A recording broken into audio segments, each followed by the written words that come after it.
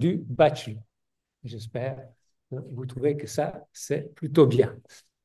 À noter que ici, génie nucléaire, la section de physique gère aussi, au niveau plutôt administratif, la voie de génie nucléaire. Alors, la première question que vous devez vous poser, finalement, c'est, comme vous le voyez dans ce tableau, quel est votre projet? Et ça peut se articuler dans une matrice 2x2. Euh, Qu'est-ce que vous visez comme carrière? Une carrière académique ou bien une carrière dans l'entreprise? Et puis, quelles sont vos attitudes? Est-ce que vous aimez plutôt les maths, la physique théorique, ou bien est-ce que vous aimez plutôt la physique expérimentale? Donc, dans cette matrice, vous voyez que j'ai placé les deux filières, physique ou ingénieur physicien.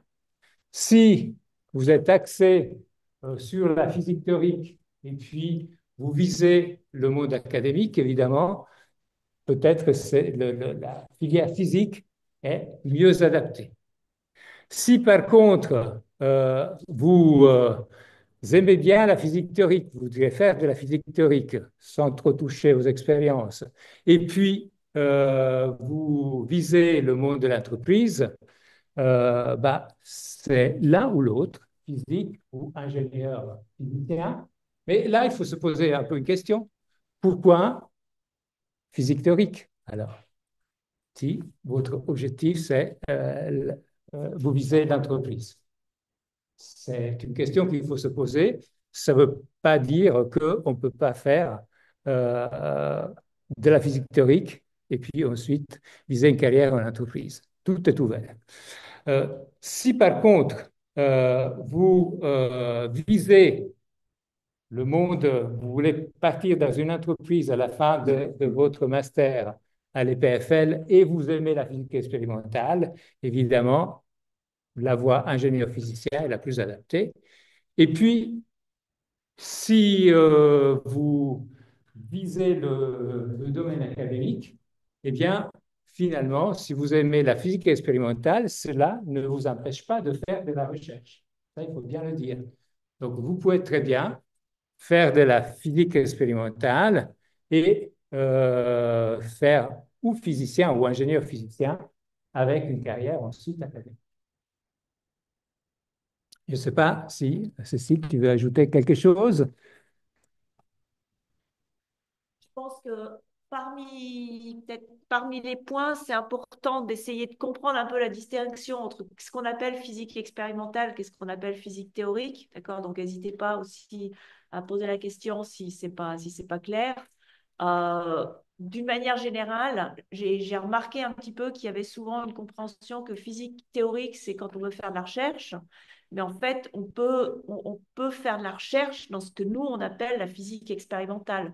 Il y a des collègues à l'EPFL qui sont en physique. Je pense à professeur Tobias Kippenberg, le professeur Jean-Philippe Brantu, professeur Mitali Banerjee, qui font vraiment de la recherche qu'on va appeler physique expérimentale, et tout le monde sera d'accord pour dire que c'est de la physique de très haut niveau et vraiment de la recherche en physique. D'accord?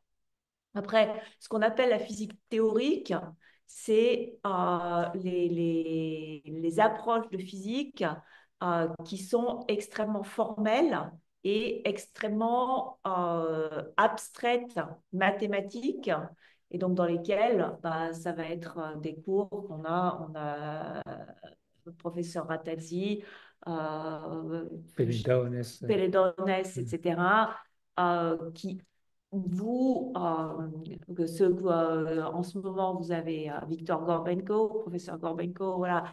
C'est des gens qui développent des théories extrêmement abstraites et ces théories peuvent être testés par des gens qui font de l'expérience, mais ce n'est pas eux qui directement testent ces théories. Donc voilà ce qu'on appelle la distinction physique théorique, physique expérimentale.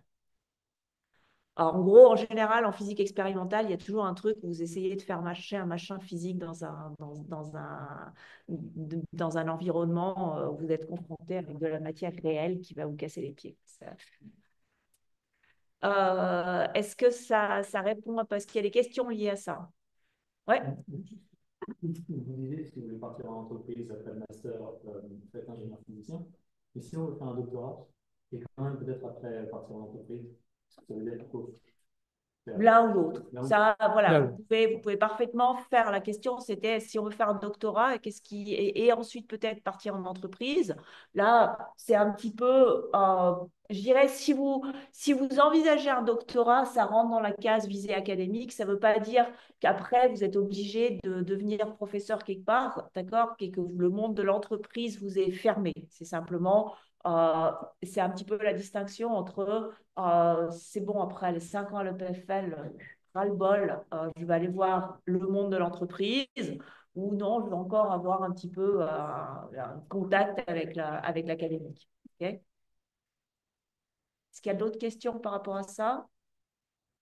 Et donc, un petit peu, je dirais que l'interrogation, mais pourquoi physique théorique? C'est vrai que dans l'entreprise, dans le monde de l'entreprise, à part les compagnies d'assurance et les banques, qui vont faire principalement chercher des gens qui sont forts en maths et forts en programmation, la le tissu industriel suisse va chercher plutôt à engager des personnes qui, je dirais, ou a quand même un contact. Enfin, en général, c'est des entreprises qui fabriquent des trucs et les trucs qu'on fabrique, c'est avec de la matière réelle, quoi.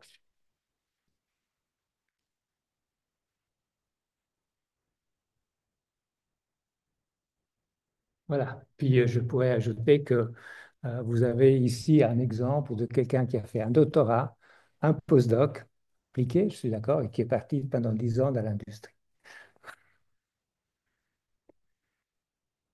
OK.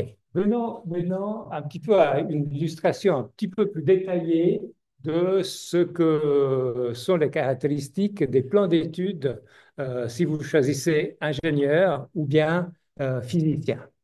Ces différences se remarquent donc tout d'abord dans la présence pour les ingénieurs physiciens de d'une période d'immersion en entreprise. Cette période d'immersion en entreprise, c'est ce qui aussi donne l'accréditation du titre d'ingénieur au niveau européen. Ceci peut se faire tout d'abord avec un stage, si on voit mon curseur, oui, un stage en entreprise en deuxième année, ou bien si en deuxième année on a choisi euh, un autre une autre manière d'obtenir 30 crédits, par exemple un mineur ou bien un troisième semestre de cours, eh bien le projet de master sera obligatoirement en entreprise pour avoir cette période d'immersion de 5 à 6 mois en entreprise. Ce qui distingue le master d'ingénieur du master physicien est aussi en partie donné par le cours de première année. En fait, les ingénieurs doivent démontrer d'avoir suivi la majorité de cours en physique appliquée, c'est-à-dire sur les 38 crédits de master qui sont des cours ex cathedra, eh bien, l'ingénieur physicien aura eu plus que 19 crédits dans une liste de cours de physique appliquée. Le physicien, il a ici 38 crédits d'options de physique en première année qui peuvent être choisis dans toute la liste des cours, plus on le verra dans d'autres listes. Et ce qui remplace un petit peu le stage en entreprise chez le physicien, c'est le travail de spécialisation. Pourquoi spécialisation? Parce que quelqu'un qui se voit plutôt avec une carrière dans le domaine de la recherche prendra une certaine spécialisation, donc commence à passer un semestre dans un laboratoire sous la direction d'un prof de la section de physique pour se spécialiser dans un certain domaine, photonique, cosmologie, que sais-je.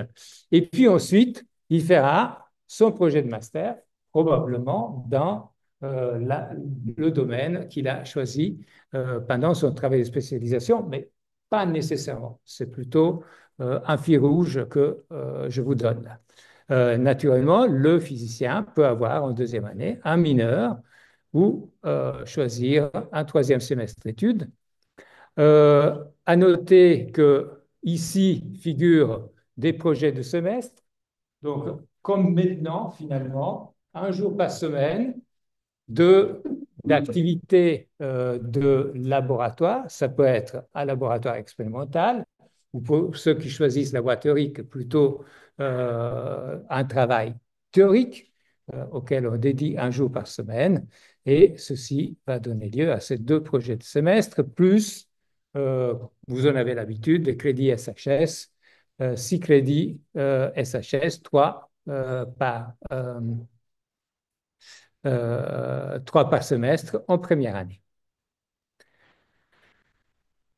Vous avez sur notre site de la section des magnifiques schémas comme celui-ci qui résume un petit peu les plans d'études, soit pour la physique, comme vous le voyez ici, donc première année, les cours 19 crédits, Physics Project et puis SHS, et la deuxième année avec un parallèle, un groupe de cours, un mineur ou Research Training Semester, c'est le semestre de spécialisation. Et vous voyez que c'est tout sur le même plan parce que c'est l'un ou l'autre. Hein, on ne peut pas en faire deux. Hein. Et puis, le projet de master, c'est le projet de master qui doit terminer le cycle d'études. On ne peut pas inverser l'ordre. Et là, vous voyez le schéma pour ce qui concerne la voie ingénieur, toujours sur 2 ans. Et vous voyez les bifurcations. Lorsqu'on a choisi un mineur des cours, ben, projet de master en industrie. Si on a fait le stage en industrie, eh bien, le projet de master dans un laboratoire de recherche ou aussi dans une industrie. L'avoir fait le stage n'empêche pas techniquement de faire aussi son projet de master dans une entreprise, mais en principe pas la même. Donc, finalement, vous avez toujours sur le site de la section des magnifiques tableaux interactifs comme celui-ci, dans lequel vous pouvez cliquer sur une branche et puis voir sa fiche de cours et surtout qui donne une bonne visibilité par rapport aux 5 domaines que nous avons ici à l'EPFL, les 5 domaines de recherche. Quels seraient éventuellement les cours? Donc, ça donne une meilleure visibilité avec ce regroupement. Vous voyez, le domaine de l'astrophysique et généralement de l'énergie, les hautes énergies, la physique des hautes énergies, la physique des plasmas et finalement l'énergie qui arrive, physique, biophysique ou physique des systèmes complexes, physique de la matière condensée et quantum physique. Vous avez une question? Si on fait un semestre de spécialisation, c'est impossible de prendre des cours en même temps, même s'ils portent un peu sur le même sujet. Mais techniquement, non, parce que ce semestre de spécialisation va vous donner déjà 30 crédits. Donc, on demande si on peut prendre des cours en parallèle avec le semestre de spécialisation. Techniquement, non, parce que vous obtenez déjà ces 30 crédits. Après, si vous êtes dans le domaine de la physique théorique, alors eux, ils ont un semestre de spécialisation très organisé avec en fait 3 cours de école d'auteur. Ça, c'est les cas du groupe, disons, mais en principe, voilà, on ne va pas faire un mystère à 150 euros. Voilà, ça, c'est la réponse. Tu as un point à ajouter? Pas tout il y en a d'autres qui vont suivre certains cours. Mais moins, Et ouais. ça serait surprenant que vous fassiez un semestre de spécialisation dans un domaine et qu'il y ait un cours qui tape en plein dans ce domaine et que vous n'ayez pas soit suivi avant, soit qu'on vous conseille de suivre pendant le semestre de spé. Oui, Une petite question par rapport au projet semestre, enfin celui qui dure un jour chaque semaine. oui. Déjà, est-ce qu'il faut commencer, si on fait son master avec l'année prochaine, est-ce qu'il faut commencer à chercher des labos maintenant? C'est une très bonne question. On me demande si, pour ce qui est ce qu'on appelait les TP4, donc le projet du semestre en laboratoire en première année de master, s'il faut commencer à s'en occuper rapidement. Et la réponse est oui. La réponse est en plus, en m'entendant ce soir, vous avez cette indication qui est un avantage par rapport aux étudiants qui vont venir faire le master depuis les universités étrangères et qui vont débarquer et vont devoir chercher un laboratoire dans toute vitesse. Donc, vous avez le temps de sonder les différents laboratoires et puis de commencer à mettre des options pour pouvoir voilà, rentrer. Mais ça, on ne l'aura pas. Si? OK. Alors, très bon commentaire, très bon commentaire. En fait, on a vu que le choix des laboratoires était un peu chaotique. Et souvent, ça donnait lieu à des jalousies, etc. Et donc, ce qu'on va mettre en place, alors, bah, j'espère bien qu'on va pouvoir le mettre en place pour vous serez les premiers étudiants à tester ce système. Donc, un système de match, donc dans lequel vous donnez des préférences et puis les profs vont donner une disponibilité. Je vais t'expliquer comment ça marche. Ok, vas-y. Donc, en fait, l'idée, c'est que, je ne sais pas si vous avez des collègues en maths et que vous avez décidé de discuter avec eux, ça va être basé sur un peu une évolution de ce qu'ils ont mis en place en maths. Et donc, l'idée, c'est que les profs et les labos vont mettre des projets, donc dire combien il y a de projets et dans quel sujet, avant une deadline qui va être quelque part en août. Donc, il va falloir que ces projets soient sur un site web.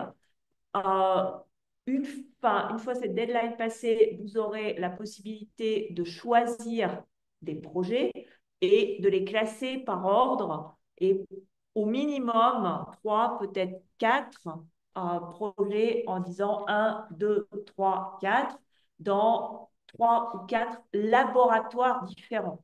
Ça ne s'agira pas de dire je vais faire soit le projet 1 chez Ratazzi ou le projet 2 chez Ratazzi ou le projet 3 chez Ratazzi. Yes, je vais... Non. OK. Ensuite, les responsables d'unité ou de laboratoire vont avoir reçu vos candidatures et vont classer vos candidatures. Ils auront l'obligation de classer toutes les candidatures. D'accord? Donc, il n'y aura pas la possibilité de dire ah non, là, pas question. Ce sera vraiment toutes les candidatures reçues devront être classées par ordre. Et ensuite, il y aura un algorithme de match qui va permettre de satisfaire au mieux à la fois les laboratoires et les collègues. On sent assez bien que si votre laboratoire numéro 1 vous a classé en numéro 1, il y a quand même d'assez fortes chances pour que ça marche, parce que ça serait quand même un peu crétin dans l'algorithme que ça ne marche pas. Bien évidemment, c'est ensuite... Alors, en maths, ils ont mis ça en place et mis à part le fait qu'ils sont... Ce qui a posé un peu de problème, c'est qu'ils n'avaient justement pas l'obligation de choisir des laboratoires différents. Donc, il y en a qui avaient proposé des enseignants qui avaient proposé des projets différents, qui a des étudiants ou des étudiantes qui ont essayé de dire de mettre tout leur choix dans le même labo. Puis là, c'est un peu contraint l'algorithme. Voilà, c'est un peu compliqué les choses. Mais globalement, le taux d'obtention de soit le choix numéro 1, soit le choix numéro 2 était vraiment, c'était excellent. Et donc, oui, une question là-bas. Est-ce que les candidatures, c'est que les préférences ou il y a un CV ou... Alors, ça sera au laboratoire de demander ce qu'il y a à soumettre. Certains veulent un CV, certains veulent vous avoir, veulent discuter avec vous. Donc, cela. Maintenant, ceci étant dit, pour l'acte officiel de candidature, ce qu'a dit Daniele est quand même totalement valable, c'est-à-dire que si vous avez déjà des idées, commencez à en discuter avec les enseignantes et les enseignants, parce que bien évidemment, s'ils vous connaissent et qu'ils ont discuté de votre projet avec vous, ça sera plus facile pour eux que de classer les candidatures. D'accord? Donc, c'est quand même une bonne idée d'aller voir, de regarder ce qu'il y a, d'aller voir les laboratoires, de vous demander ce qui vous intéresse et de discuter avec ces laboratoires. Ça reste tout à fait valable. Avec ça, on va supprimer un certain nombre de problèmes. On devrait avoir plus de choix, c'est-à-dire que ce sera plus facile d'avoir des laboratoires, d'être sûr que tous les laboratoires proposent un nombre raisonnable de projets. Ça sera aussi probablement, ça sera plus lisible pour vos collègues qui viennent de l'extérieur, qui, comme dit Daniel, eux, ils débarquent alors que les jeux sont déjà faits pour les promos de PFL. Et on va éviter les problèmes de laboratoire qui n'avaient pas les mêmes deadlines, quand même assez ingérables. Donc, plein de nouveautés pour votre génération, oui. Alors, plutôt en août. Plutôt en août. Plutôt en août. Ah oui, oui. Bon, quand même. Maintenant, avec l'horaire anticipé, première semaine de septembre, on commence. Bon, après, plus de 2h30 au collège pour placer les candidatures.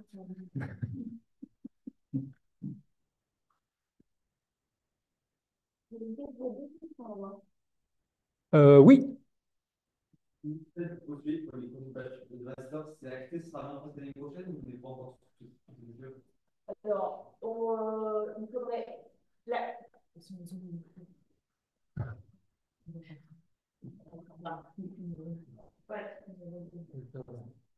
Alors, la question, c'était est-ce que ça sera mis en place en septembre? 99,9%, oui. Est-ce qu'il y avait une deuxième question derrière? Moi, c'était plus sur sur les matières présentées pour les M1 et les M3. Ouais. Vu que nous, on a une réforme cette année, est-ce que ça serait exactement la même chose ou il y aura des petits Alors, il y a une question sur les matières proposées au MA1 et au MA3, et la question est, vu que effectivement votre génération est la première génération avec la réforme, est-ce qu'il y aura des ajustements sur ces matières? Alors, non, pas, désolé, pas pour vous. Il y a une raison derrière ça. En fait, il y a deux raisons derrière ça. C'est qu'en fait, suivre la réforme maintenant pour votre génération, ça, ça va. Mais pour la génération précédente, il y en a certaines et certains qui se retrouvent, je dirais, qui étaient dans l'ancienne génération, qui se retrouvent dans la nouvelle. On est obligé de prendre en compte tous ces cas particuliers. Ça demande pas mal d'énergie. Et donc, en plus, générer de nouveaux cas particuliers au niveau master dans la même période, c'est un peu pas une très bonne idée. Et la deuxième chose, c'est qu'on veut absolument, c'est la timeline qu'il y a. Donc, si je voulais changer ça maintenant, il faudrait que ça soit décidé maintenant. Et vous n'avez pas encore eu les cours du bachelor, on n'a pas encore eu les nouveaux cours. Donc, il faut un premier round de ces nouveaux cours pour éventuellement voir ce qui va et ce qui ne va pas. Peut-être qu'il y en a dans lesquels il y a un peu trop de matière, peut-être qu'il y en a dans lesquels il n'y a pas assez de matière. Peut-être. Et donc, peut-être qu'il va falloir revoir ça avant de décider qu'est-ce qu'on change au niveau master pour ne pas changer deux fois. Voilà. Une question? Pour ceux qui commencent le master en 2026, est-ce que ça sera fait à ce moment-là? Alors, si vous commencez le master en 2026, oui, ça sera fait à ce moment-là. Oui.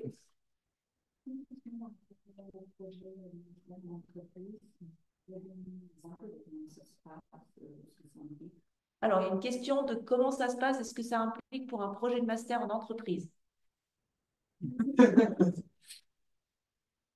un projet de master en entreprise, disons, premièrement, comment chercher un projet de master en entreprise? Je dis toujours aux étudiants, l'idéal, c'est de dire, OK, j'aime bien ce domaine, je vais voir les profs qui travaillent dans ce domaine et je vais leur demander, est-ce que vous avez des contacts avec des entreprises, euh, puisque je dois faire mon projet de master en entreprise. À ce moment-là, euh, c'est presque fait parce que le prof, il va vous adresser auprès d'une entreprise et il y aura la bonne collaboration. Il faut dire que, effectivement, le projet de master doit être supervisé par un prof ou MER de l'EPFL, qui est le superviseur interne. Donc, avoir un contact avec un prof, c'est plutôt conseillé. Cela n'empêche que vous pouvez très bien dire, j'aimerais faire mon projet de master dans cette entreprise, je la connais, j'ai déjà fait des interviews, etc.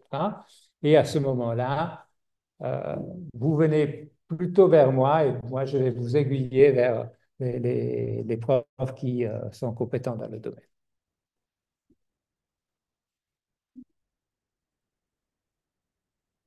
Il y a une base de données pour les stages, mais cette base de données n'est pas valable pour les projets de master en entreprise.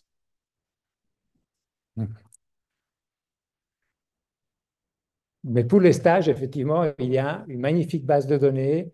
Vous serez accompagné dans le choix de stage si vous voulez faire un stage. Il y a une base de données avec une offre extrêmement vaste en termes de stage. On a dit qu'il y a peut-être une trentaine d'étudiants qui partent en stage chaque année. La base de données, c'est au moins 100 stages qui sont offerts aux physiciens. Juste, avant de prendre la question, je vais juste rajouter, il faut bien comprendre que le projet de master, c'est quelque chose qui amène les ECTS dans un cadre académique. Donc, c'est pour ça que les stages, c'est libre. C'est une expérience en entreprise et tout ce qui est demandé dans le stage, c'est le contact avec l'entreprise. Dans un projet de master, il doit y avoir une composante académique liée à quelque chose qui a trait avec la recherche. Et donc, tout stage ne peut pas être converti en projet de master en entreprise. Alors, il y a une question là-bas. Au niveau des cours, du coup, comme avant la réforme, il y avait le cours obligatoire astrophysique 1, il y avait l'option astrophysique 2 en BA6, et du coup en MA1, il y avait astrophysique 3. Si on regarde astrophysique 3, est-ce qu'il faudrait quand même faire astro 1 et 2 avant, même s'ils sont plus pour nous? Alors, la question, c'était par rapport aux cours Astro 1 et 2 qui existaient au bachelor, et maintenant on attaque directement avec Astro 3 au master. Ok, alors, il y a trois composantes à la réponse. La première composante, c'est qu'il ne faut pas oublier que les cours enfin, au niveau master, un certain nombre d'entre vous, alors peut-être pas si vous êtes assise ou assis ici, mais envisagent de partir faire un master ailleurs qu'à l'EPFL et un certain nombre vont arriver de l'extérieur. Et les cours de master ne peuvent pas uniquement, enfin, ils doivent aussi quelque part être accessibles à des étudiantes et des étudiants qui n'ont pas fait leur bachelor à la PFL. Donc, il y a toujours une composante qui permet de recoller un petit peu, éventuellement qui reprend un peu plus rapidement. De la même manière, les options que vous choisissez en même temps en ce moment ne sont pas des prérequis pour faire des cours au niveau master. Donc, le cours à option d'astro n'est pas un prérequis pour faire des cours d'astro au master. Le cours à option de plasma, etc., n'est pas un prérequis. C'est des introductions à des domaines qui vous permettent de voir ce que c'est. Du coup, il y a de toute façon la possibilité de reprendre ces cours un petit peu. Voilà. Les fiches de cours donnent en principe les prérequis à l'intérieur du master. Donc, le fait que ça commence directement avec Astro 3, ce n'est pas grave. Les fiches de cours donnent les prérequis à l'intérieur du master. Je ne pense pas que ce soit une très bonne idée de prendre QFT 2 si on n'a pas fait QFT 1, par exemple. Mais il y a des choses qui se savent. Par contre, on ne reprend pas la numérotation cette année parce que ça n'a pas de sens. Donc oui, on sait, vous avez solid state physics et bam, ça passe à 3 et 4. Statistical physics et bam, ça passe à statistical physics 3 et 4. Mais ce n'est pas très grave.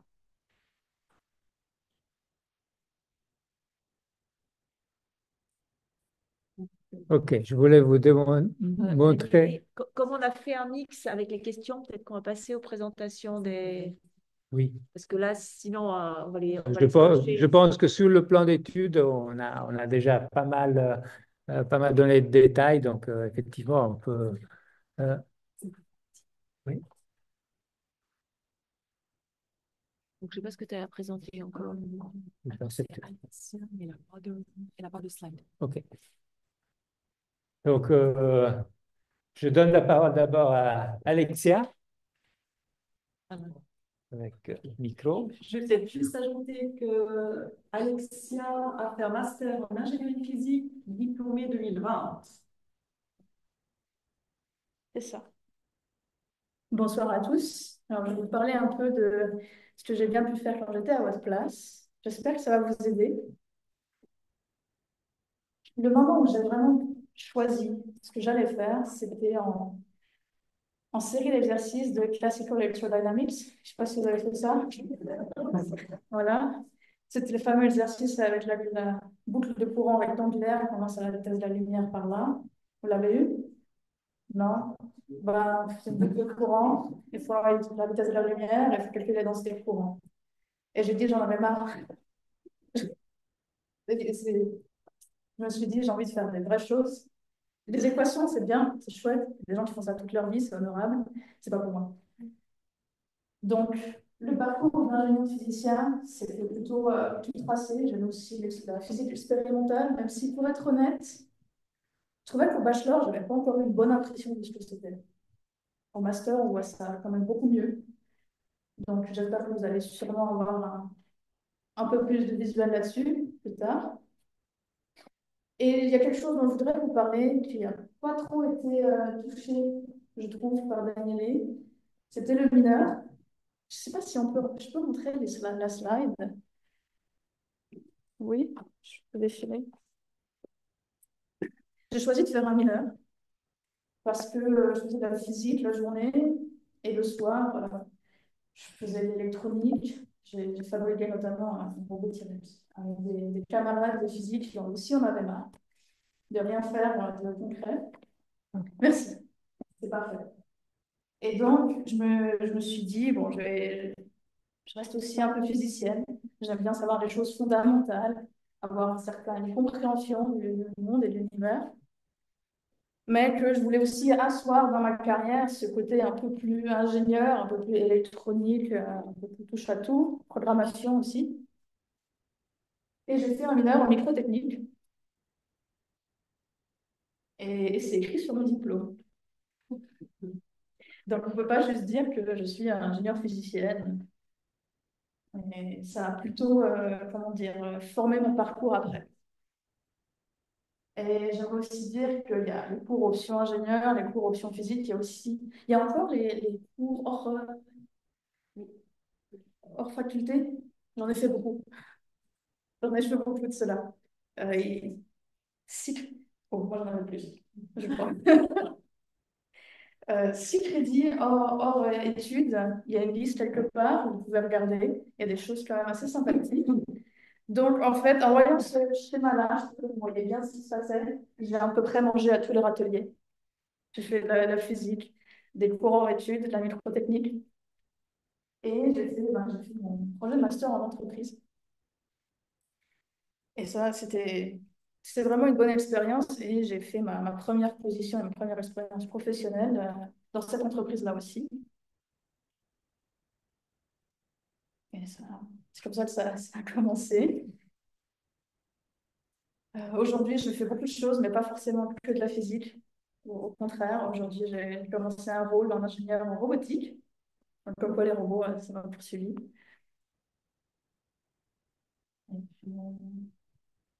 Voilà. Je ne sais pas si vous avez des questions.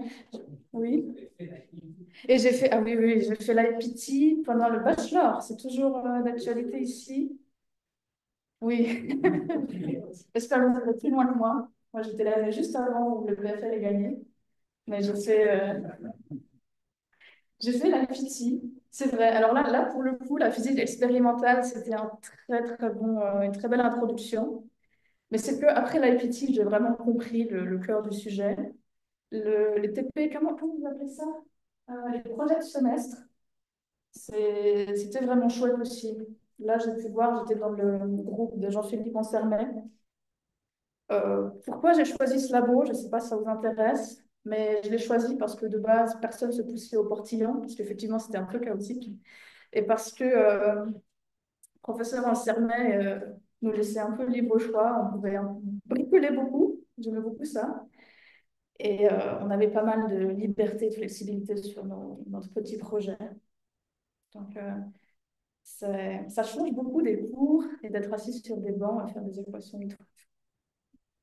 Mais j'aimerais vous dire que bon, ce choix, il paraît vraiment overwhelming, je ne sais pas, mais l'expérience collective de mes camarades de promo dit que c'est pas une fin en soi. Vous pouvez vraiment, après, refaire une passerelle. C'est pas parce que vous faites ingénierie physique que vous ne pouvez pas faire un PhD en physique théorique. C'est un peu plus compliqué. Et vous pouvez, c'est pas parce que vous faites de la physique, enfin, option physique vraiment fondamentale que vous ne pouvez pas avoir un poste d'ingénieur à la fin ou faire un PhD et pas aller dans une entreprise plus tard. Au contraire, on a le fond. Donc, ne vous stressez pas trop. Ça va aller. Faites surtout ce qui vous plaît. Si vous avez des affinités avec un sujet, s'il y a quelque chose qui vous empêche de dormir la nuit parce que vous voulez toujours en apprendre plus, alors continuez là-dedans. Voilà. Je sais pas, les questions, c'est après? C'est tout bon? Est-ce qu'il y a des questions? J'ai dit clair. Merci beaucoup.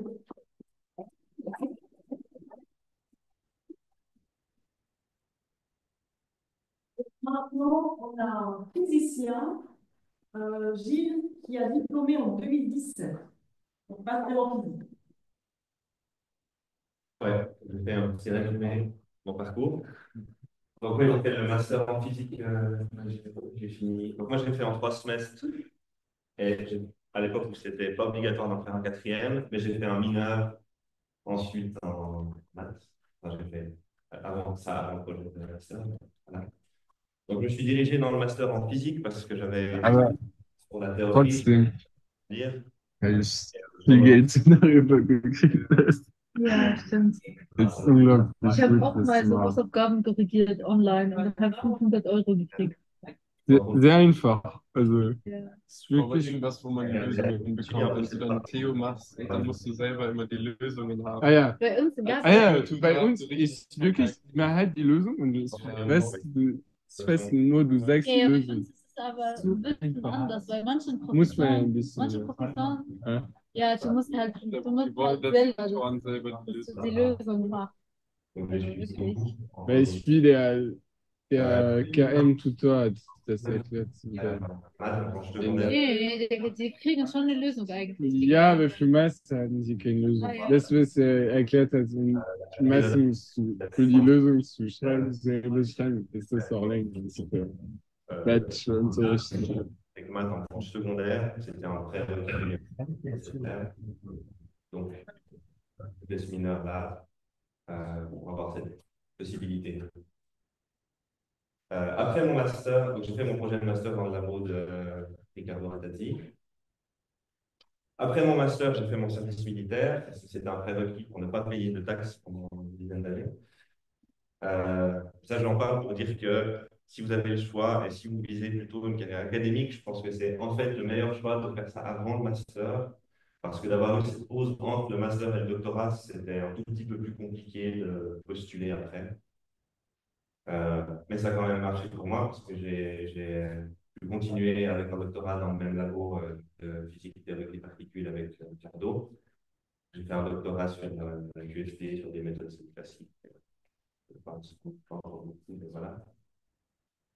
Et puis, j'ai choisi de faire le doctorat parce que j'avais envie de continuer, justement, encore, de faire de la recherche, d'apprendre encore un peu plus de physique, un peu plus de maths, de voir ce qui était fondamental. Et puis, je me suis dit que c'était utile pour le passage en entreprise, au cas où je ne continuais pas dans la recherche. Et c'est ce qui s'est passé finalement. Donc, après mon doctorat, j'ai obtenu un poste de consultant data chez Arbusa, qui est une petite entreprise de conseil en analyse de données, en visualisation de données. On est basé à l'EPFL, au Parc L'Innovation. Donc, pour vous dire un peu plus comment ça s'est passé, cette transition vers l'industrie pour moi.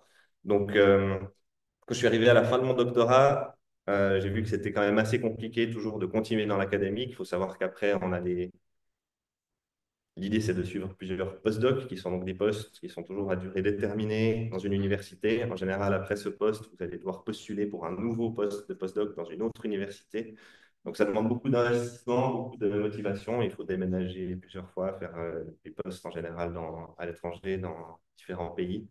Et puis, on doit se remettre au concours un peu à chaque fois. On doit à chaque fois postuler. Et c'est sans assurance de pouvoir rester indéfiniment dans l'académie. Donc, il y a souvent des gens qui partent après un, deux, trois postdocs. Tout le monde finit pas professeur, mais c'est jamais un problème parce que c'est toujours des expériences enrichissantes, quoi qu'il en soit. Donc, j'ai essayé aussi de postuler un peu pour faire au moins un postdoc, pour rester un petit peu, mais j'ai pas eu de succès avec ça. Et puis, je n'avais pas envie de tout sacrifier ou d'accepter n'importe quel poste et de partir n'importe où pour ça.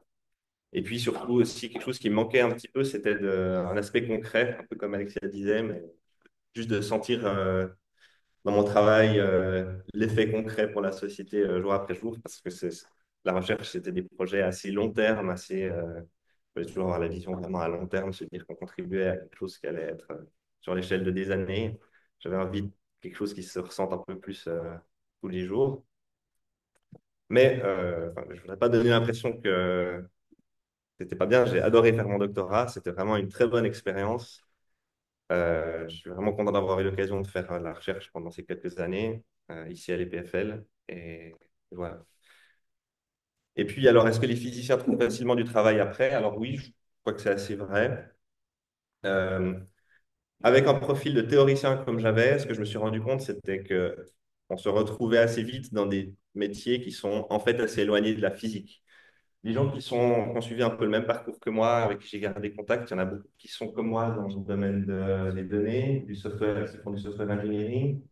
Il y en a quelques-uns qui sont en consulting, qui font de la gestion de projet. Il y en a pas mal qui font de la recherche quantitative, en finance, ou des prédictions, des modèles de prédiction. Il y en a quelques-uns qui font de l'enseignement. Donc tout ça, c'est des domaines qui ne sont pas vraiment liés à la physique, dans le sens que ce n'est pas, par exemple, construire des robots, enfin, faire des matériaux ou même des pièces de montre, comme disait Daniele. Donc, je pense qu'il faut avoir cette idée que si on prend un profil assez théorique et une orientation vraiment, comme j'ai pris dans la théorie, dans le côté juste pur physicien, on va avoir beaucoup, beaucoup de physique pendant ces quelques années d'études, de doctorat, etc. Mais après, dans l'entreprise, on va peut-être se retrouver plus dans des postes qui sont très bien, mais qui ne sont pas liés beaucoup à la physique. Alors que si vous voulez toujours penser comme un physicien à des problèmes vraiment matériels, à des questions de modéliser la nature, peut-être se diriger plus vers quelque chose qui soit plus ingénieur ou en tout cas avoir un profil, prendre un labo qui a un aspect plus concret dès le départ. Voilà. Je ne sais pas s'il y a des questions. En tout cas, si vous avez des questions un autre jour, vous pouvez volontiers me contacter sur LinkedIn ou m'envoyer un mail, je réponds bien volontiers. Ou je traîne encore un peu sur le Discord de la section physique, des fois il y a des mèmes rigolos. Donc je suis aussi atteignable par ce biais-là.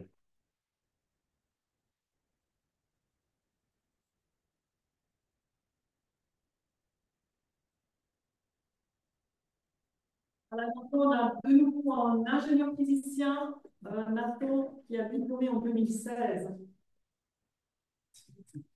Voilà, en fait, en date de réception, hein, alors, bonsoir, moi c'est Nathan Dupertuis. Actuellement, j'ai fondé une start-up avec un collègue du doctorat. C'est encore un autre type de profil en entreprise. Euh, donc moi, pour commencer, on va faire ça chronologiquement, j'ai commencé le master en 2014 et à l'époque, je crois que c'était encore une des dernières années où la distinction entre ingénieur physicien et physicien était un peu plus floue. C'est pas celle-là. On avait un peu moins de critères Que je les trouve. sur le choix des cours. Notamment, là, vous avez pour ingénieur physicien un certain nombre de cours, appliquer ingénieur à choisir. Nous, c'était un peu plus flexible à l'époque. sur le Zoom.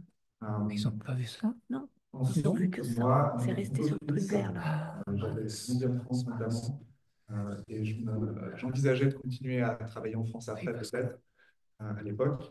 Et il y avait la question de l'équivalence des diplômes. Et le diplôme d'ingénieur était reconnu par la France, celui de l'EPFL. Et justement, la modification, je crois, des cours à l'époque entre ingénieur physicien a été aussi causée par les requêtes de la France pour, formaliser les choses un peu plus et que ce soit vraiment ingénieur. Donc voilà, ça a été un critère important pour moi de partir dans la direction d'ingénieur. Ensuite, je voulais quand même me garder des portes ouvertes. Je ne savais pas si je voulais faire de l'académique ou de l'industrie, mais ça me semblait assez bon pour moi de faire ingénieur. Surtout que j'étais un peu plus expérimental que théorique. Donc si on se réfère à la matrice du professeur Marie, bah, ça correspondait bien. Ensuite, à l'époque, je commençais déjà à m'intéresser à ce qui était optique et physique des plasmas. Donc, j'ai fait mon master avec notamment pas mal de travaux pratiques au Swiss Plasma Center, qui a aussi changé de nom à cette époque-là. Après, donc, j'ai fait un stage en entreprise, une boîte qui s'appelait Biocep à l'époque, à Nyon, une petite biotech qui maintenant a été rachetée par une entreprise américaine et donc elle a disparu. Ça a été assez facile de les contacter. Enfin, je n'ai pas utilisé la plateforme de stage de l'EPFL. J'avais des contacts et puis ça s'est fait naturellement. Le projet de master, ensuite, je l'ai fait dans un laboratoire, mais au Japon, parce que notre professeur Min Kongtran, à l'époque, qui coordonnait notre volet, a gentiment accepté de me pistonner pour me retrouver là-bas. Pensez-y aussi, hein, c'est utile si vous avez un sujet qui vous plaît. Un professeur dans la volée avec qui vous avez un bon contact, vous dites j'ai envie de faire mon projet de master à l'étranger, et puis s'il y a des contacts, ça marche bien. Voilà, c'est un peu le contexte du master, comment ça s'est passé. Donc, j'ai continué aussi à étudier l'optique et j'avais cette focus un peu plus sur les plasmas. Et ensuite, après le master, donc une fois que j'ai obtenu mon diplôme, je ne savais toujours pas exactement quoi faire. Je voulais quand même tester un peu la recherche, j'étais motivé pour ça. Donc, je suis parti sur l'option du doctorat et j'ai postulé à plusieurs endroits et je me suis retrouvé finalement à faire de l'optique, donc après les plasmas. Donc, c'est toujours bien. Enfin, moi, dans le cas du master, avoir les deux options, l'optique et le plasma, c'était aussi une bonne chose parce qu'on peut trouver un peu plus, enfin, se rendre compte un peu plus de ce qui nous plaît, de ce vers quoi s'orienter. Donc, je me suis retrouvé dans un laboratoire au bâtiment BM, le laboratoire de biophotonique fondamentale, qui est du coup de l'optique assez fondamentale, mais appliquée à des domaines biologiques et chimiques. Donc, c'est à l'intersection de plusieurs secteurs. Et j'ai commencé 4 ans et demi de grosses épreuves, de grosses aventures. Donc, le doctorat, c'est pas facile, hein. Il y a des hauts et des bas. Je vous conseille vraiment d'être motivé dès le début. Si vous vous posez des questions, vous n'êtes pas sûr, ne faites pas ça. Parce que ça ne sera jamais facile. Euh, Si vous êtes motivé, par contre, c'est une super expérience de vie. Vous apprenez beaucoup sur vous-même. Euh, il y a beaucoup de choses. Enfin, je pourrais en discuter plus en détail avec vous. Personnellement, c'est peut-être pas le sujet ce soir, mais il y a beaucoup de choses à apprendre d'un doctorat. Et moi, ce que j'ai appris du doctorat aussi, c'est que je voulais pas faire de l'académique. Mais ça restait quand même une bonne option comme Gilles le disait aussi, on peut quand même travailler en entreprise après. Surtout en Suisse, ça va. En France, c'est plus une pénalisante qu'autre chose, de ce que j'ai compris. Parce qu'après, on est trop cher à l'embauche. Mais en Suisse, on est un peu plus. C'est quand même, ça peut être un avantage aussi pour l'embauche en entreprise. Ouais, donc, je me suis rendu compte que l'académique n'était pas fait pour moi. Et en même temps, il y a un de mes collègues de doctorat, on était toujours dans le même bureau et la table d'à côté. On a passé notre doctorat ensemble. Puis à un moment, lui, il a fini un peu plus tôt son doctorat et il s'est dit, j'ai envie de faire une start-up à partir de la technologie du labo. Et il a commencé à chercher un peu, euh, à se renseigner, trouver les différents fonds qu'on peut utiliser pour être payé pour ça, pour explorer. Notre professeur était très... comment ça s'appelle, professeur, il nous a beaucoup soutenus pour ça aussi. Donc, il s'est lancé là-dedans et assez vite, il m'a dit, j'ai besoin de quelqu'un qui m'entend bien avec toi, tu connais la technologie, écoute, enfin, rejoins-moi. Et du coup, au bout d'un moment, j'ai accepté sous pression. Mais oui, comme je disais, on s'entendait bien et puis je ne savais pas exactement. Enfin, je ne voulais pas faire de l'académique et ça m'offrait déjà une porte de sortie potentielle. Et je me suis dit que j'avais envie de tester ça. Euh, à ce stade-là dans la vie, j'ai pas d'enfant à charge. Voilà, enfin, je veux dire, c'est le bon moment pour se lancer dans ce genre de projet. 10 ans plus tard, c'est un peu plus compliqué potentiellement, aussi pour bifurquer au milieu d'une carrière. Donc, je me suis lancé et puis j'ai fini ma thèse tout en faisant la start-up en même temps. C'était un peu compliqué. Mais au final, en 2021, j'ai obtenu mon doctorat et j'ai continué sur un postdoc dans le labo. Mais c'était surtout pour continuer le projet de la start-up et être financé par des bourses. Et ensuite, bon, on est toujours dans la même start-up, on est toujours sur Écume. C'est aussi tout un sujet. J'échange volontiers euh, pour, ouais, pour vous donner des retours d'expérience sur la startup. C'est aussi un peu similaire à une thèse, c'est aussi quelque chose que je ne recommande pas à tout le monde. Il faut être très motivé, mais c'est aussi quelque chose de très riche en enseignement. Donc voilà, c'est un peu l'aperçu de tout ce que j'ai fait depuis à partir du master.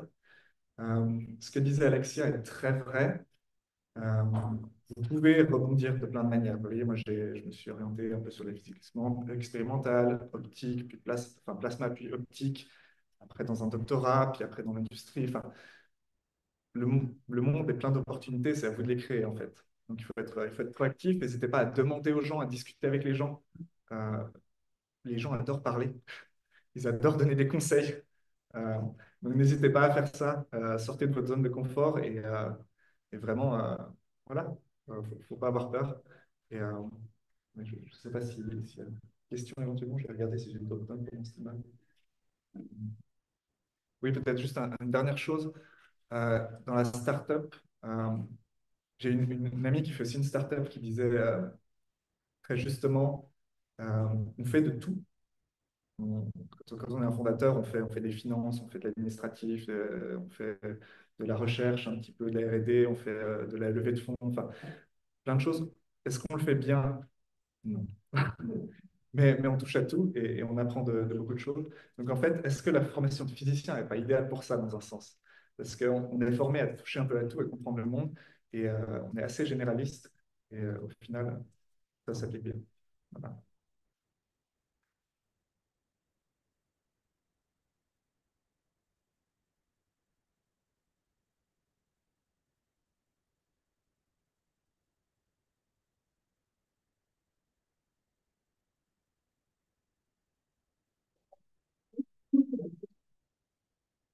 Oui, ça parlait du service militaire et je demandais en général pour le master, est-ce que c'est plutôt par conduite par exemple, de splitter et de faire le service pro et ensuite de prendre le master au cours de deuxième semestre ou comme ça?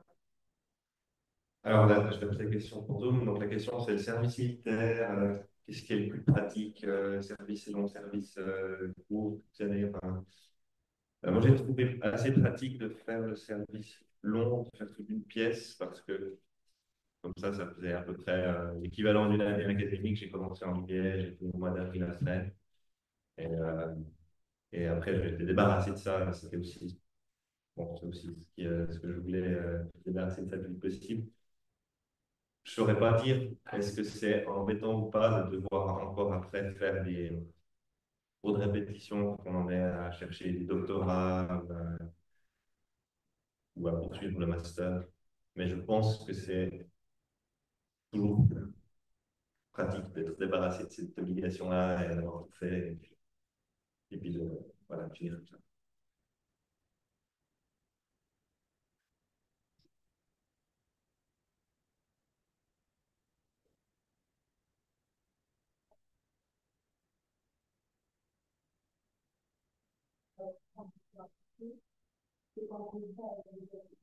Moi, la petite est-ce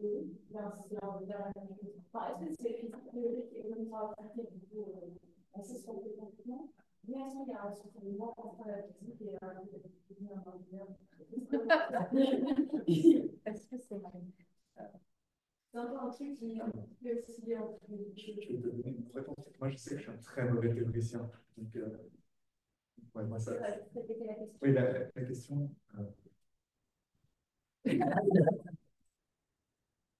Physique appliquée, c'est qu'on comprend moins la théorie et on voit L'ingénieur,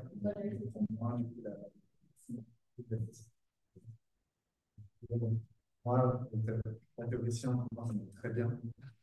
Je pense que c'est pas un souci forcément, c'est une question de caractère et de envie.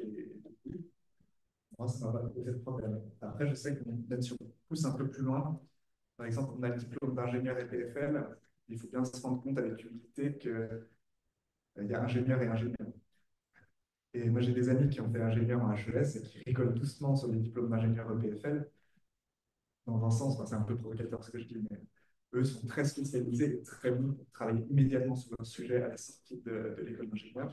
Vous, en tant qu'ingénieur EPFL, vous êtes un peu plus généraliste. Et il n'y a pas de mauvais diplôme d'ingénieur. Hein. Voilà, donc, je sors un peu de la question. Je dis pas,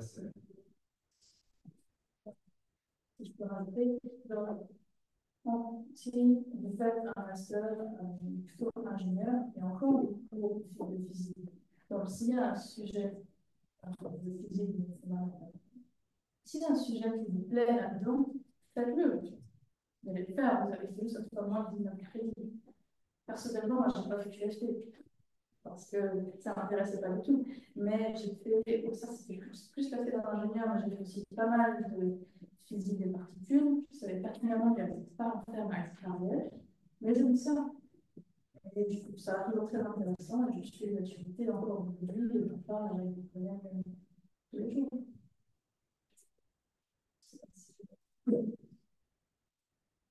Je pense qu'on peut rajouter aussi que c'est comme tout ce qui est en physique, il n'y a pas de frontière claire entre d'un côté la physique théorique, la théorie de l'équation de papier, et de l'autre côté que la physique ingénieure et ou expérimentale. Il y a quand même aussi beaucoup de domaines dans lesquels il y a un mix des deux, et puis il y a des expériences enfin, je dirais que c'est un petit peu moi ce qui m'intéresse, c'est une partie que je peux vous parler, mais où on a à la fois une partie où on a beau faire des expériences sur lesquelles on décide qu'on fait des expériences, et puis à côté, on a une partie de réflexion sur comment interpréter, et puis éventuellement comment orienter l'expérience pour voir si ce qu'on interprète, etc. Donc, et ça, il y a beaucoup de physique derrière. C'est. Voilà. On peut vraiment basculer dans des choses. Il y a une question. C'est un peu plus général, déjà. Quand je dis que vous pouvez, à la place de SHS, faire un double cursus en HEP, enfin, du coup, à la haute école de pédagogie. Enfin, du coup, d'avoir un diplôme d'enseignant. Ça, je ne crois pas que ce soit possible. Donc, SHS, ça reste obligatoire dans le cursus. L'exemple qu'on a ici de Gilles, c'est plutôt avoir pris un mineur en maths pour s'orienter vers l'enseignement. Voilà. Mais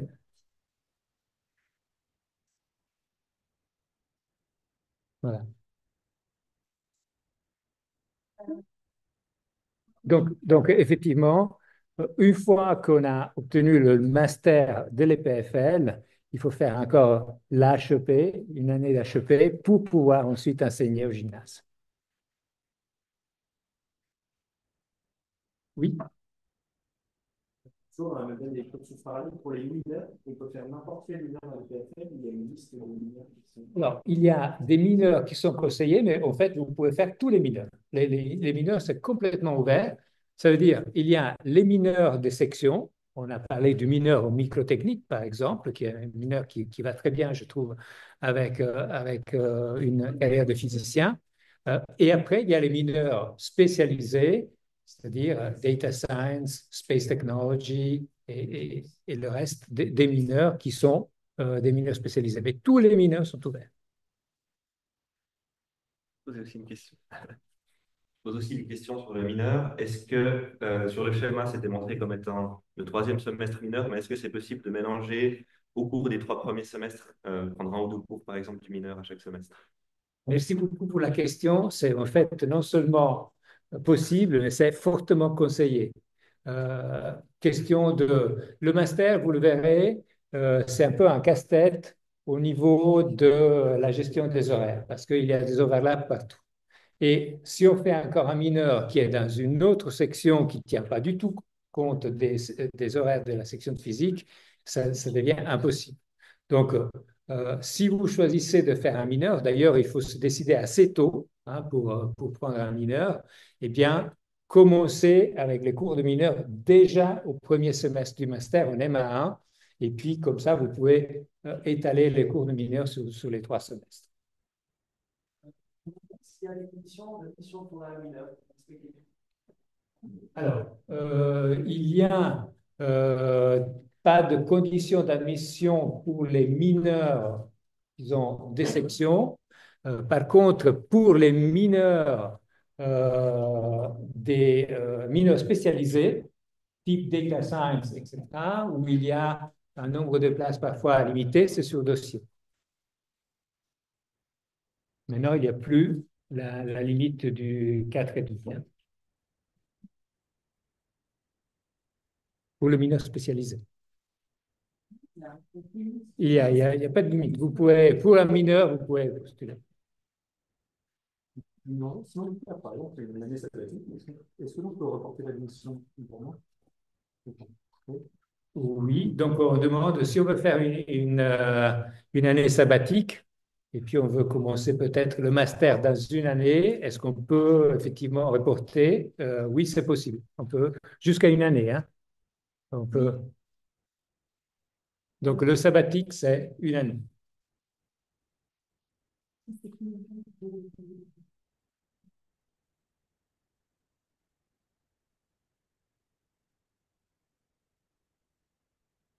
Une question.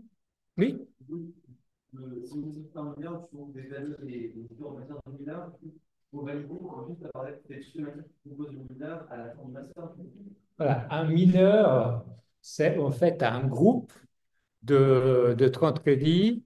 Ça veut dire que le mineur est validé si vous avez obtenu 30 crédits ou plus selon le programme. Une chose importante pour les mineurs, en fait, le mineur, j'ai l'expérience, je suis l'interface pour les étudiants qui viennent faire un mineur en physique. Et en fait, le plan d'études du mineur, on le coordonne avec le responsable de la section haute. Donc, vous voulez faire un mineur au microtechnique, vous allez voir l'adjoint de la section microtechnique qui va vous faire un menu pour votre mineur. Dans la répartition des différents blocs sur les 4 semestres, du coup, le mineur est indiqué sur par exemple, le semestre de M1, du coup, parce qu'en pratique, il est plutôt éclairé tout sur les 3, et sur le semestre, il est indiqué comme mineur, donc c'est par d'autres trucs à côté, du coup. Voilà. Donc, on étale. Le mineur, il apparaît au plan d'études. Je vais peut-être... Il est où mon zoom?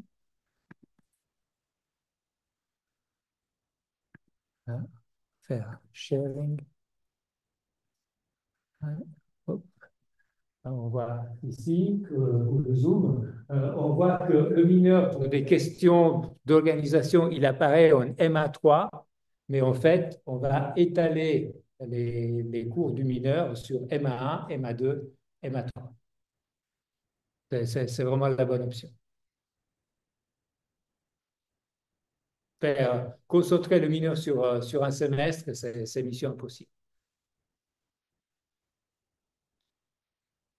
Oui. Un stage en entreprise, on n'a pas et après on fait le master, il n'y a pas besoin de prendre des mineurs pendant le master. Je n'ai pas très bien compris la question.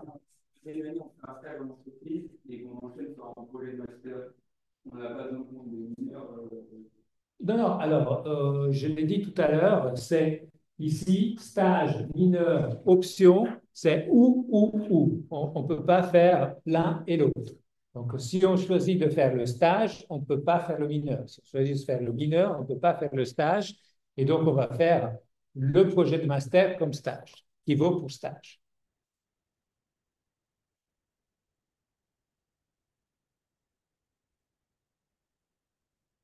La question, je ne sais pas si c'est dans le cadre, master, mais pour un projet master, enfin, le projet master en entreprise de nous, globalement, je ne sais pas si c'est facilement raisonnable, mais ça ressemble à quoi? Enfin, je fais un projet master. Peut-être. Voilà, peut-être. Je suis la seule qui fait un peu le master en entreprise. Moi, je fais D'accord. Donc, tu peux répéter la question sur le projet de master en entreprise. Donc, oui, la question pour Zoom, c'était à quoi ressemble le projet de master en entreprise? Alors, dans mon cas, j'ai trouvé d'ailleurs sur la base de données, mais ça, il ne faut pas le dire. C'est seulement pour les stages. C'était une start-up c'était plus une spin-off en fait, de l'EPFL. Donc, elle a été confondée par un professeur de l'EPFL. Et ça a aidé beaucoup. Parce qu'avec ce professeur, on a pu un peu transformer ce stage en projet de master. Donc, j'ai fait un projet de master d'une entreprise qui fabrique des moteurs linéaires. Des petits moteurs qui bougent de gauche à droite comme ça, qu'on met sur des machines industrielles, par exemple. Et donc, dans le cadre de mon projet de master, on m'a donné le challenge de designer les nouvelles générations de moteurs linéaires et de régler certains challenges et problématiques qu'ils avaient eu sur leur première version. Donc, voilà, donc j'ai utilisé beaucoup d'outils qu'on voit pas mal en physique, c'est-à-dire la simulation à éléments finis. Et j'ai pas mal appris aussi du professeur qui a cofondé cette startup. Et là effectivement, j'ai utilisé beaucoup de mes capacités de physicien et ma polyvalence. Et je peux que le recommander, c'est très formateur. Et voilà un peu le projet master en entreprise. Mais donc, c'est très important, effectivement, d'avoir le côté physique dedans. C'était peut-être juste pour dire, en fait, c'est totalement valide de convertir un projet de master, enfin, un stage qui est sur la base de données, de le convertir en projet de master. Simplement, il y a derrière le fait de s'assurer que c'est un projet de master et que c'est pas qu'il y a donc une composante académique en plus de la composante industrielle. Et donc, dans la base de données, ça ne veut pas dire que ce qui est là n'est interdit au projet de master. Ça veut juste dire que ce n'est pas garanti qu'ils soient tous convertibles au projet de master. Effectivement. Dans mon cas, par exemple, là, j'avais été voir mon professeur dans lequel je faisais un projet de semestre pour lui demander s'il voulait suivre mon projet de master en entreprise. Et c'était à lui de valider si le projet était valide.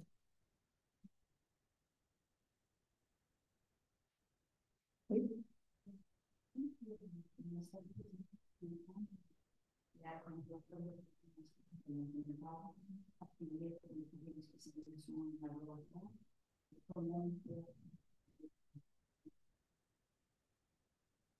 J'ai pas entendu la fin.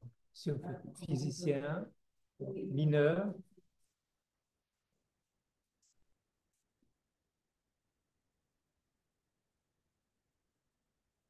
Et donc la question, c'est si on fait le master physicien, on fait un mineur, comment on trouve, ou comment on postule, disons, pour un labo pour faire le projet de master.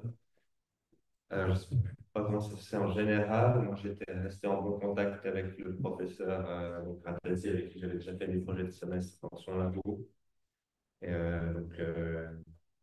j'ai eu l'opportunité de faire chez lui. Il faut dire à l'époque aussi c'était le master en 3 semestres. Donc, les gens faisaient juste les 2 premiers semestres et ensuite ils faisaient en général leur projet de master dans le même labo que le projet de semestre.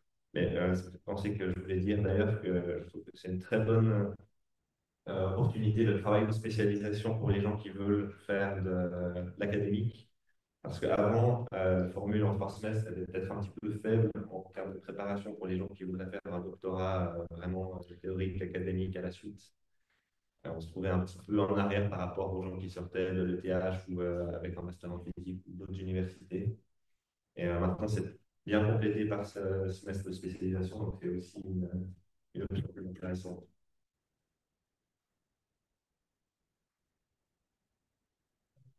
Si on choisit de prendre les 30 crédits additionnels comme des cours de physique, est-ce que l'intégralité de ces 30 crédits doit être terminée dans le troisième semestre du master, ou bien certains de ces 30 crédits peuvent provenir de la quatrième semestre ou d'autres périodes?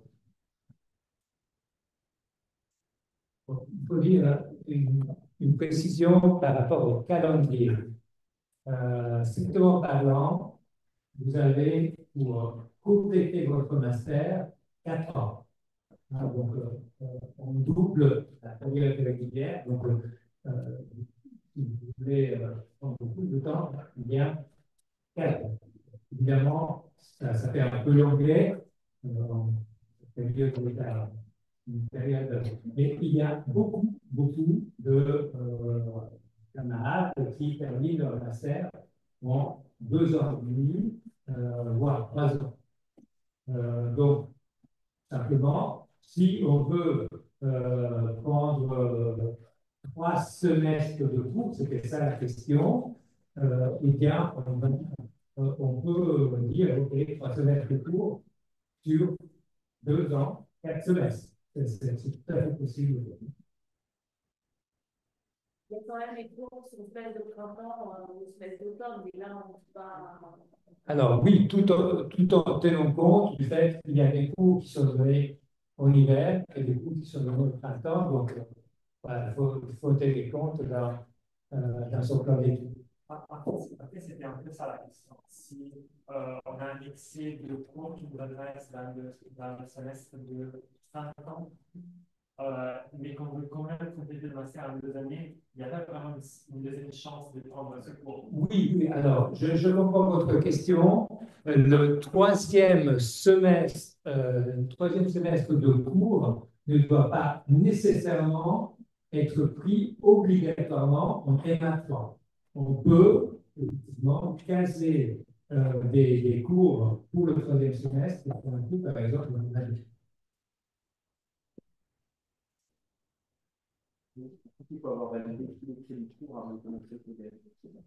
Voilà, alors, pas tout à fait. On me demande, est-ce qu'il faut avoir validé tous les crédits avant de commencer le BPM?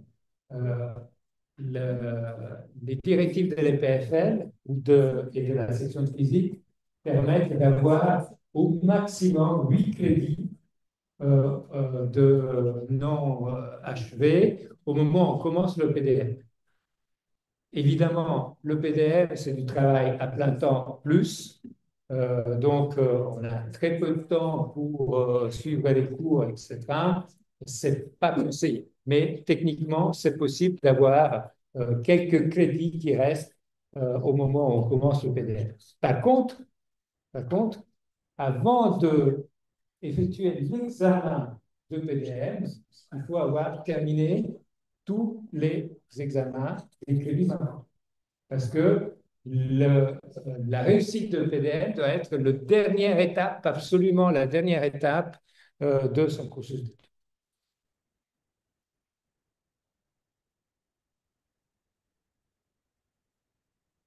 Là, les règles. D'autres questions? Oui.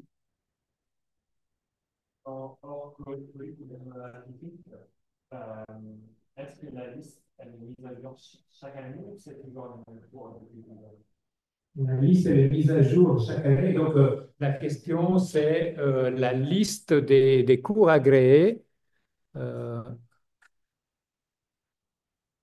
Alors, je vais prendre peut-être ce transparent qui répétait un petit peu toutes les règles elles sont très compliquées. Je vous invite à regarder le règlement du plan d'études. Mais effectivement,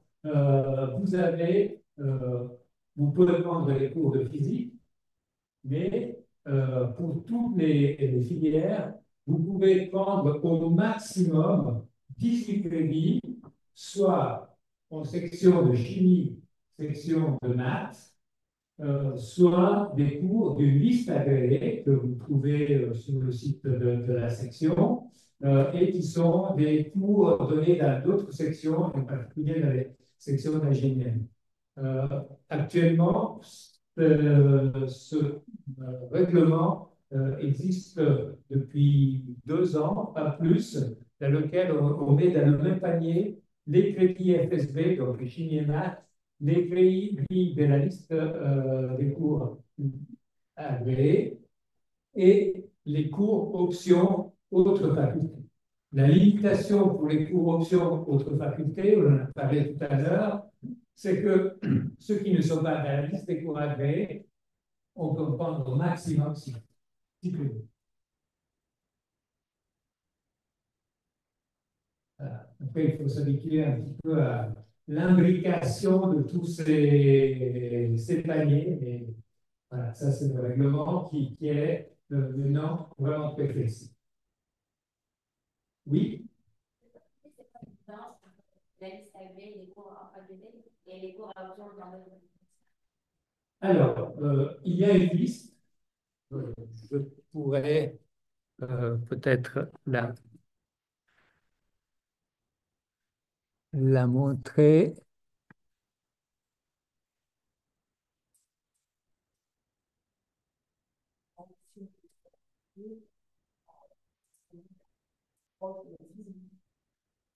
Voilà, les cours agréés, en fait, sont compris dans une liste. Attendez. Voilà, là, j'ai trouvé cette liste. Je fais stop sharing. Share. Si, maintenant ça partage. C'est que je dois arrêter le partage PowerPoint. Donc ici, c'est le catalogue des cours dans d'autres agrégés. Vous voyez, ils sont répartis par section et ce sont tous des cours qui sont jugés pertinents pour une formation de physicien. Et vous reconnaissez ici Biomedical Signal Processing and Electronics. Il y a un choix très vaste. Il se peut que quelqu'un dise, OK, mais parmi ces cours, il y a un cours que je vais prendre en microtechnique et qui n'est pas dans la liste des cours actuels. À ce moment-là, ce cours passe dans le panier autre faculté. L'étudiant en général, il vient chez moi.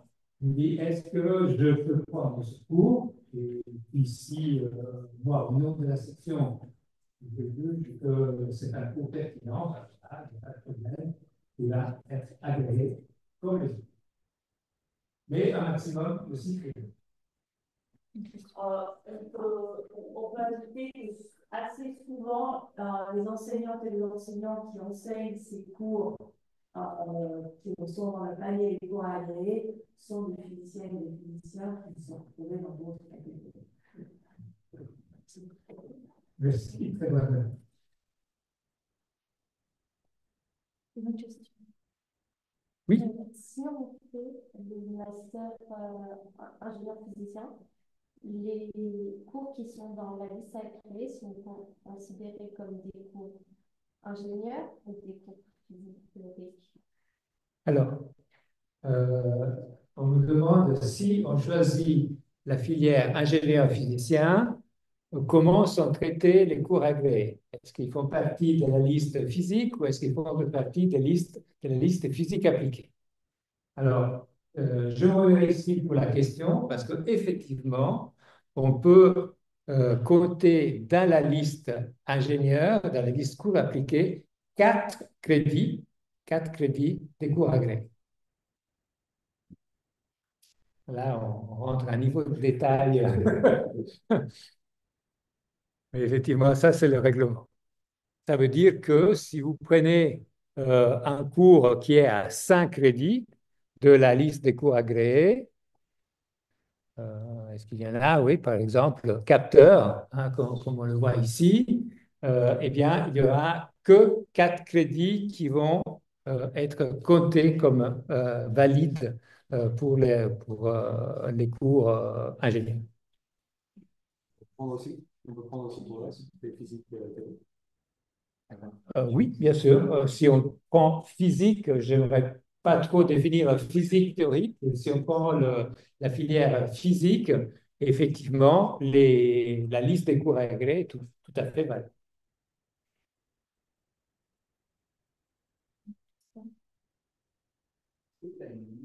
Vraiment, tous les trucs qu'on doit faire en tant qu'étudiant de troisième année pour rentrer dans le master, genre les documents à envoyer ou juste, je sais pas. Alors, on me demande est-ce qu'il y a une liste de choses à faire, une marche à suivre si on est en troisième année de bachelor et qu'on veut faire un master. Je dirais non, dans le sens que nos masters sont définis sont consécutifs au bachelor en physique. Donc, l'admission au master pour un bachelor en physique est automatique.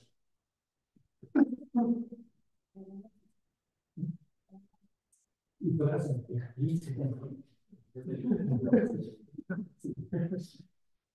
Alors que, par exemple, un étudiant d'une autre section doit postuler pour le master comme s'il venait, entre guillemets, de l'étranger. Les deux masters sont consécutifs, donc c'est nous qui choisissons de quelques deux on fait. Oui, donc les deux masters sont consécutifs, les deux sont accessibles pour les étudiants comme vous qui sont en bachelor de physique.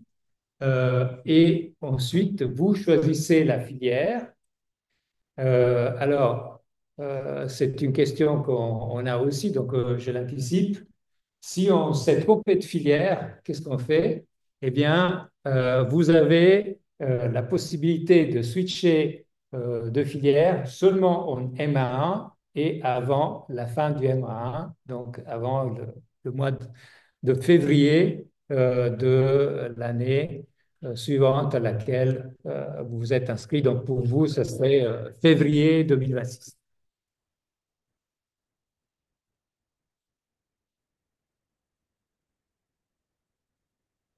Est-ce que du coup, ça va être automatiquement défini en fonction du nombre de cours de crédits qu'on prend pour plus physique théorique ou physique expérimentale? Parce qu'on va voir quand on va faire une discussion sur le track pour l'année, est-ce qu'on va explicitement demander physique ou intelligence?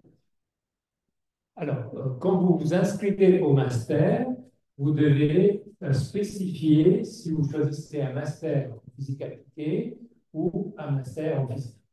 Vous devez le spécifier. Et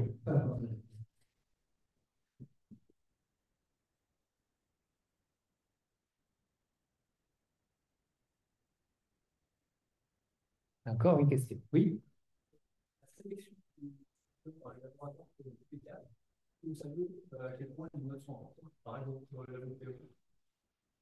Alors, ça dépend des collègues et je ne peux pas répondre pour les collègues de théorie.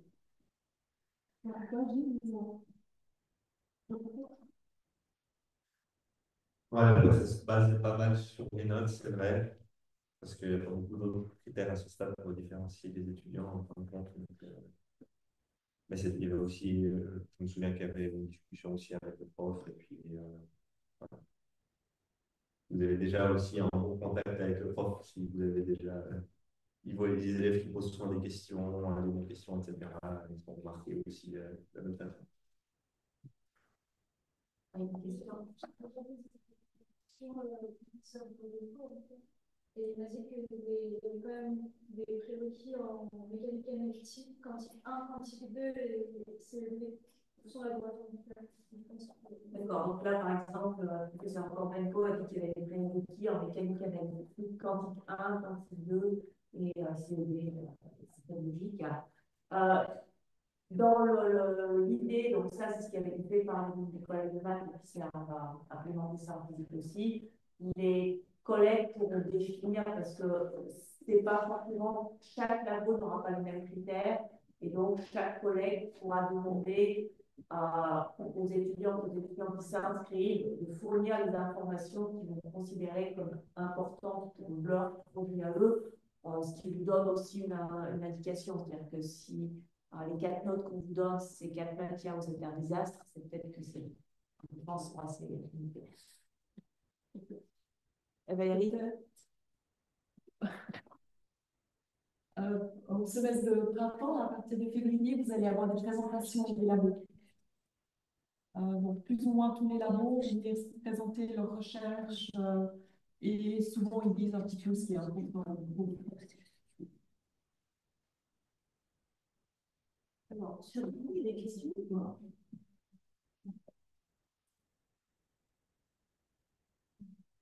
On est arrivé au bout. Non.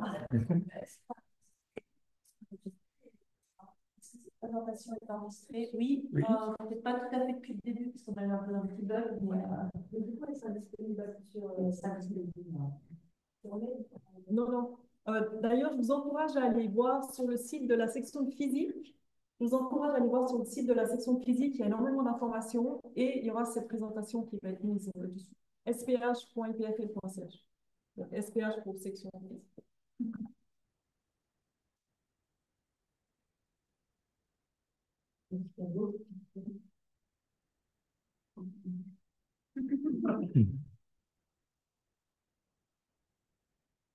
Ok, bah, je pense que c'est bon. Merci de la participation.